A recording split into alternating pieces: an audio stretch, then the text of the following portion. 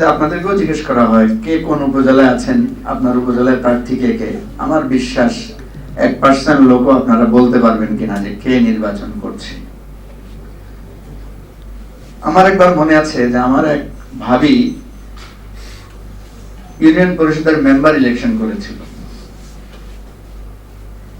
তো আমার গ্রাম থেকে বারবার ফোন করছে যে আসতে হবে, কারণ আত্মীয় স্বজনের ব্যাপার। তো আমি যখন ভোট কেন্দ্রে গেলাম, সবাই বললো যে ভাই আপনি এই মেম্বার ইলেকশনে ভোট দেওয়ার জন্য চলে আসছেন। তো আসলে এই যে গ্রাম পর্যায়ে তৃণমূলের যে নির্বাচনটা, এটা এত বেশি গুরুত্বপূর্ণ হয়ে যায় আমাদের কাছে নানা কারণে। পরিবার, এলাকা, অঞ্চল ইত্যাদির টানে আমাদেরকে এই সমস্ত নির্বাচনে যেতে হয়। এবং আপনি যদি দেখবেন অতীতে ইতিহাস খুঁজলে, বহু লোক তার সরকারি চাকরি থেকে ছুটি পর্যন্ত নিয়েছেন যে আমার এলাকায় ইউনিয়ন পরিষদের নির্বাচন, আমার উপজেলার নির্বাচন, আমাকে একটা ছুটি দিতে হবে। কিন্তু দুর্ভাগ্যজনক ভাবে আমরা দেখলাম যে আমাদের প্রধান নির্বাচন কমিশনার যিনি জাতীয় নির্বাচন করতেন, উনি ঘুমান। কি বলেন, ঠিক না? উনি বলেছেন যে মানুষ নাকি ধান কাটার জন্য ভোট দিতে যেতে পারে না।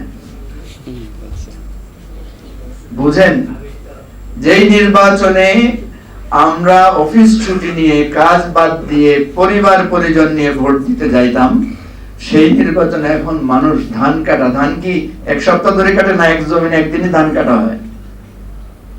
একটা জমিতে ধান কাটা হয় কয়দিন?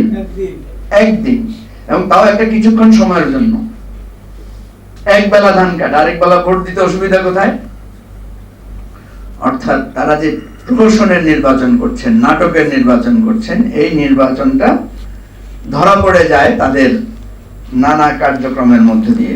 আমি এই নির্বাচনের, মানুষ বলে না যে খারাপ কাজেরও কিছু ভালো দিক থাকে, তো এই নির্বাচনের এই খারাপ কাজের একটা ছোট্ট খতিয়ান আপনাদের সামনে তুলে ধরছি। আজকের পত্রিকার দুইটা খবর, যে উপজেলা চেয়ারম্যান পদপ্রার্থীদের হলফনামা বিশ্লেষণ। একজন ব্যক্তির নাম দিয়েছে এখানে তাড়াশ উপজেলার মিস্টার মনিরুজ্জামান। উনি ইউনিয়ন পরিষদের চেয়ারম্যান ছিলেন, এবারে উনি আওয়ামী লীগের উপজেলা চেয়ারম্যানের প্রার্থী হয়েছেন।